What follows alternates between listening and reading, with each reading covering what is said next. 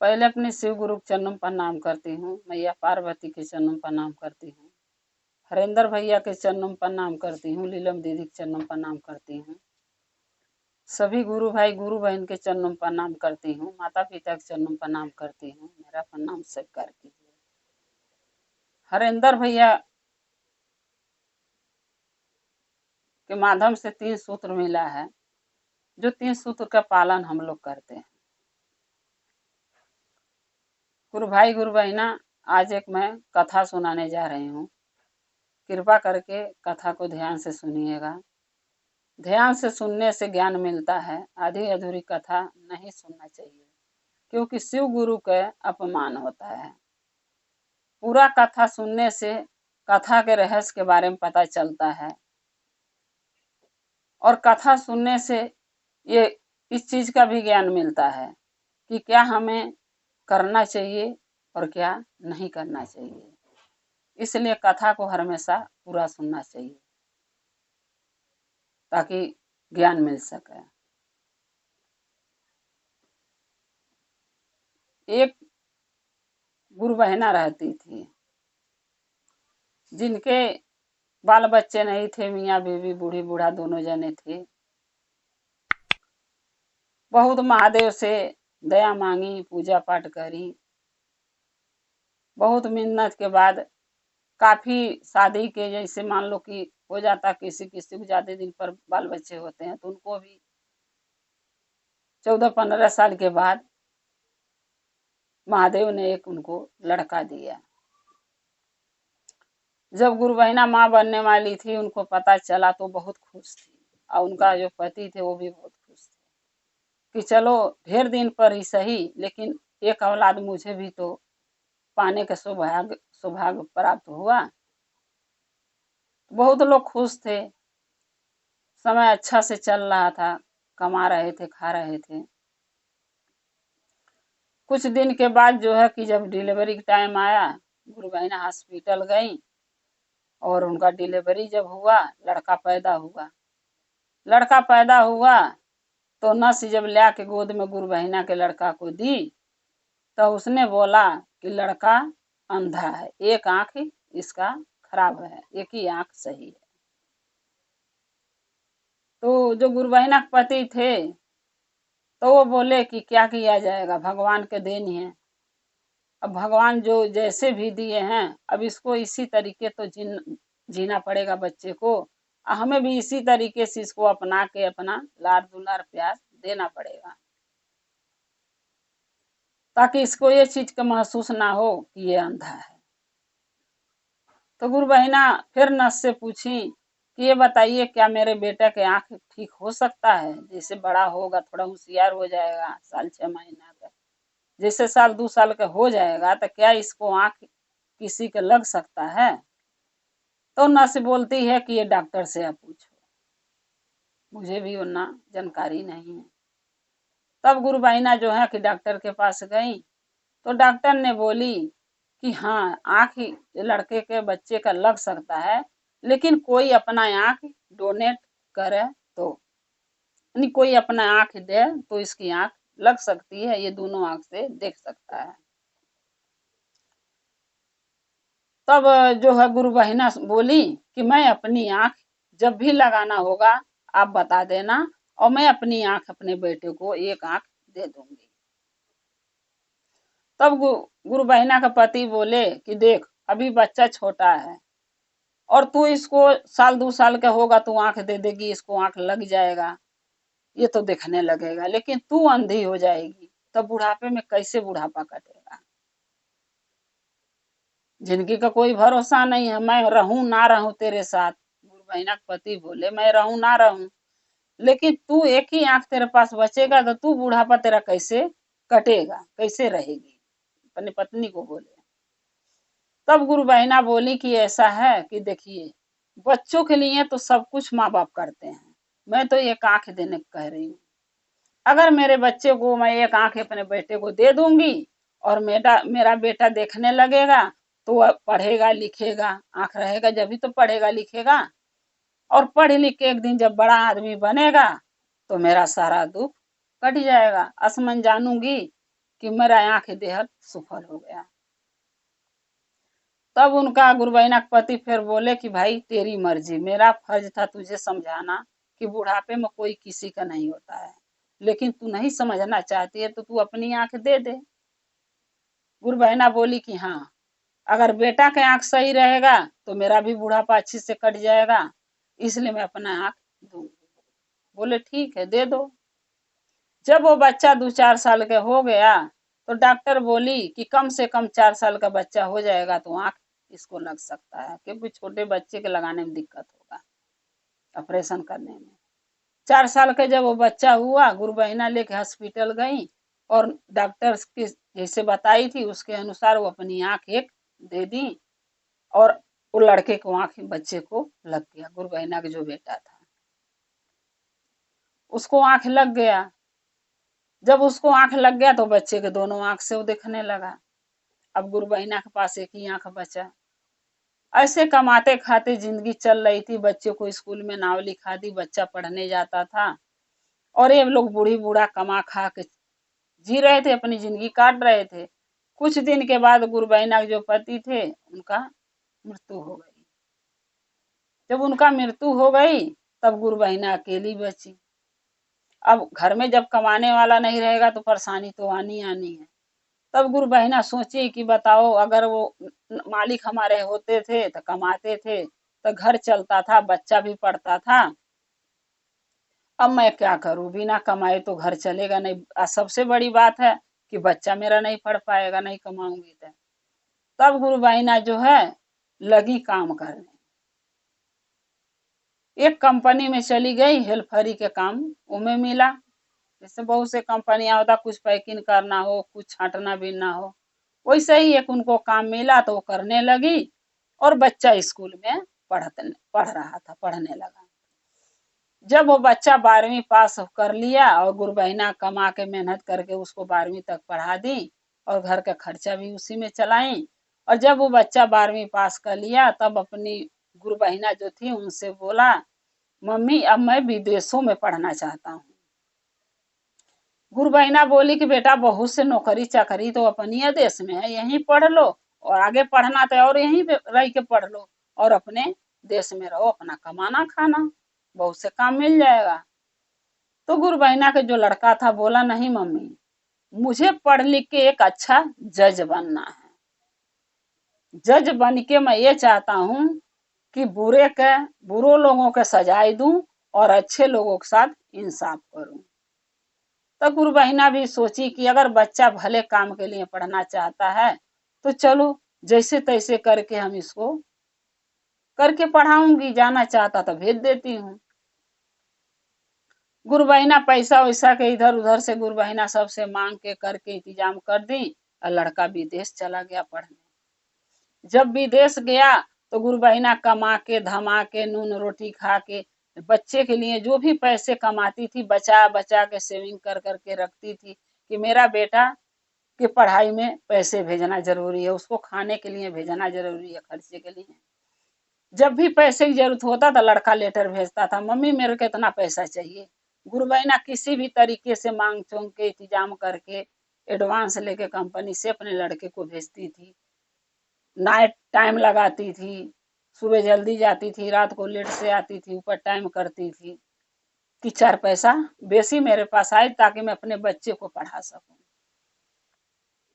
ऐसे करते करते जब कुछ दिन बीता, लड़का पढ़ लिख के एक बहुत बड़ा जज बन गया और उसको उसी शहर में नौकरी भी मिल गई। जो विदेश में जहाँ पढ़ने गया वहीं नौकरी भी मिल गई जज के, एक कोर्ट में, बढ़िया कोर्ट में, और लगा वहीं नौकरी करने। तब लड़का लेटर लिख के भेजा, ये गुरु बहिना के लगे यानी अपनी माँ के लगे, कि मम्मी मुझे नौकरी मिल गई है विदेश में और मैं जज बन गया हूँ पढ़ लिख के, और एक अच्छी जज की नौकरी मिली है, बहुत बड़ा कोर्ट है और मैं वहां जज के पोस्ट पर काम कर रहा हूँ। तब गुरु बहिना सोच के बहुत खुश हुई कि चलो मेरी मेहनत, मेरी तपस्या सफल हुई। कम से कम इतना तो कोशिश मैं करी कि मेरा बेटा पढ़ लिख के एक अच्छा इंसान बन गया। फिर वो सोचने लगी, चलो बेटा अब पढ़ लिख के जज बन गया है तो मुझे क्या चीज की परेशानी है, आज नहीं कल तो बेटा मुझे वहां बुला ही लेगा, और मैं भी सुख सुविधा से वहां रहूंगी। हर चीज का सुख सुविधा मिलेगा, नौकर चाकर रहेंगे, रुपया पैसा रहेगा, अच्छे अच्छे वस्त्र पहनूंगी, अच्छा अच्छा भोजन करूंगी। मैं भी अपने बेटे के साथ खुश रहूंगी चाह के। कल एक ना एक दिन मेरा बेटा अपने पास जरूर हमको बुलाएगा। जो कि गुरु भाई गुरु बहना हर माँ की ये आस होती है कि मेरा बेटा जवान होके जब कमाएगा तो मेरा भी दुख छूट जाएगा।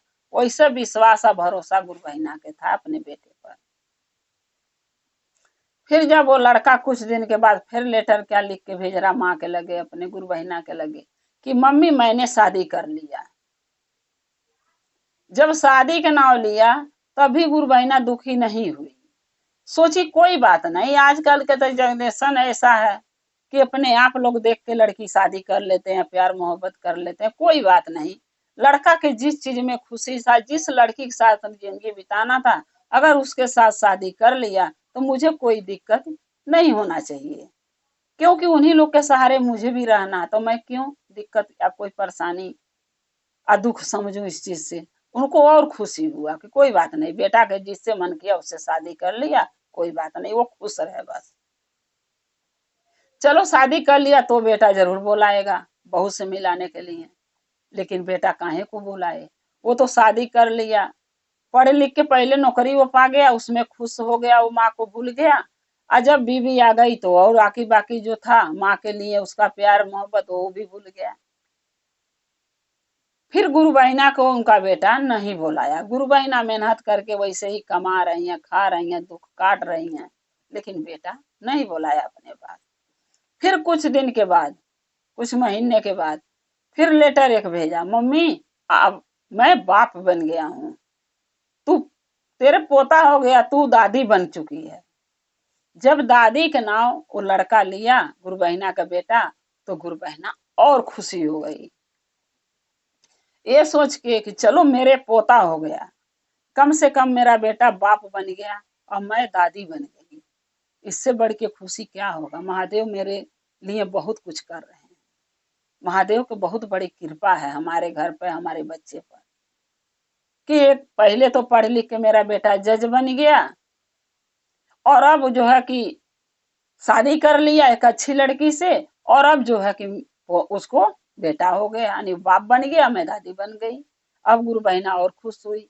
फिर सोचने लगी कि चलो अब तो जरूर बेटा बुलाएगा, बेटा बहू जरूर बुलाएंगे हमके विदेश, क्योंकि जब पोता हो गया है तब पोता को देखने के लिए तो जरूर बेटा बुलाएगा, फंक्शन पार्टी वहां जरूर करेगा, आज जब करेगा तो मुझे बुलाएगा। फिर गुरु बहिना सपना लगी देखने कि मैं जाऊंगी तो अच्छा सा कोठी होगा, महल होगा, बढ़िया घर होगा, हमके अच्छे से नरम गद्दे पर सोने के बिछौना मिलेगा, अच्छा अच्छा खाने पहनने के खाना मिलेगा, पहनने के कपड़ा मिलेगा। गुरु बहिना यही सपना देख देख के खुश होने लगी। लेकिन वो कहते हैं ना कि खुशी कोई गारंटी नहीं है कि खुशी देगा साथ कि नहीं देगा। खुश होने लगी और खुश रहते रहते सोचने लगी कि आज बेटा बुलाएगा, कल बेटा बुलाएगा, लेकिन बेटा उनका नहीं विदेश बुलाया। वो अपने बीवी बच्चे में खुश रह के जीने लगा, और गुरु बहिना यहाँ आस में बैठी थी कि बेटा अब बुलाएगा, अब बुलाएगा माँ को। बेटा नहीं बुलाया। जब कुछ दिन और बीता तो गुरु बहिना जो लेटर लड़का भेजता था उसमें एड्रेस घर का था। तब गुरु बहिना क्या करी कि पैसा का इंतजाम करके और किसी से जो टोला माला पड़ोसी थे उनसे बोली कि भैया मेरा टिकट कटा दो, मैं भी बाहर विदेश जाऊंगी अपने बेटा के लगे। लोग ने कटा दिया, लोग सहायता गुरु भाई गुरु बहिना दिए उनके, और उनको विदेश के गाड़ी में बैठा दिए, वो चली गई। जब वहां गई तो खोज रही हैं एड्रेस। तुम पढ़ी लिखी तो थी नहीं, किसी से दिखाए तो कोई इधर बताए कोई उधर बताए, तुम्हारा बेटा वहां रहता वहां रहता, कोई कहे हम जानते ही नहीं है।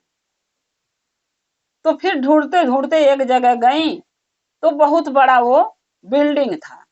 वहां गई तो एक गार्ड था बिल्डिंग के नीचे, और उसी फ्लोट में उनका लड़का रहता था, लेकिन उनको पता नहीं था। जब वो गार्ड से दिखाई पर्ची तो गार्ड देखा तो बोला कि हाँ इस नाम का व्यक्ति यहाँ रहता है और बहुत बड़ा यहाँ का जज बन चुका है। उसको तो एक बहुत बड़ा कोर्ट में रहता है और जज के कुर्सी पर बैठ के और फैसला सुनाता है। ये तो बहुत बड़ा जज है। आप इनकी माँ कैसे हो सकती हैं? आप तो इतनी गरीब हो, लाचार हो, एक आंख से अंधी भी हो, आंख भी एगो नहीं है आपके पास, और ऊपर से जो है आप फटे पुराना पहरी हो। आप उनकी माँ नहीं हो सकती हो। एक जज की माँ इस हालत में रहे तो कैसे बेटा देख सकता है? कैसे बेटा इस हालत में अपनी माँ को रखेगा? आप उनकी माँ नहीं हो सकती। तब वो गुरु बहिना कह रही हैं कि नहीं, मैं उसी की माँ हूँ और वो मेरा ही बेटा है। मैं गांव में रहती थी तो मेरा बेटा मेरी हालत के बारे में नहीं जानता है। मेरा बेटा बहुत दिन से यहाँ है। जब मेरा बेटा देखेगा तो मुझे सीने से लगा लेगा। तब वो गार्ड बोला कि माता कोई बात नहीं, आप यहाँ हॉल में बैठ जाइए नीचे, और जैसे जज साहब ऊपर से उतरेंगे कोर्ट जाने के लिए मैं आपको मिलवा दूंगा। तो वो गुरु बहिना बोली ठीक है बेटा, जब मेरा बेटा आएगा ना तो एक बार जरूर मुझसे मिलवा देना। वो गार्ड बोला हाँ माता जी जरूर मिलवाऊंगा। जब उनका बेटा ऊपर से उतर के लिफ्ट से नीचे आया जाने के लिए कोर्ट, तब वो गार्ड बोल रहा है कि जज साहब ये आपकी माँ है, गांव से आई हैं और आपसे मिलना चाहती हैं। तो वो बोला मेरी माँ यहाँ कैसे आ सकती है, मेरी माता गांव में रहती है। बोला नहीं, ये बूढ़ी माता कह रही हैं कि आप इनके बेटे हो, ये आपकी माँ है, एक बार मिल लीजिए। तो साथ में उसकी बीवी थी, जो जज था उसकी बीवी भी, यानी बूढ़ा का जो गुरुबहिना थी उनकी बहू भी साथ में थी। तो बहू उनकी कह रही है गुरुबहिना के कि आपकी माँ भी हैं, आप तो आज तक मेरे से कभी बताए नहीं। जब मैं कभी पूछती थी आपके फैमिली के बारे में तो आप यही कहते थे मैं जीवन में अकेला ही हूँ, मेरे कोई नहीं आगे पीछे, मेरे माँ बाप है ही नहीं। आज ही आपकी माँ कैसे बन गई? इसके मतलब आप झूठ बोले हो। तब गुरु बहिना का बेटा क्या कह रहा कि सच में मेरी माँ ये नहीं है, मैं इनको नहीं जानता हूँ। अब देखिए, जो माँ अपनी एक आंख दे दी और बेटे के देखने के लिए, दुनिया दिखाने के लिए एक आंख के दे के अपनी अंधी बन के पूरा जीवन गुजार दी, वो बेटा माँ को पहचानने से ही इनकार कर रहा है कि ये मेरी माँ नहीं है।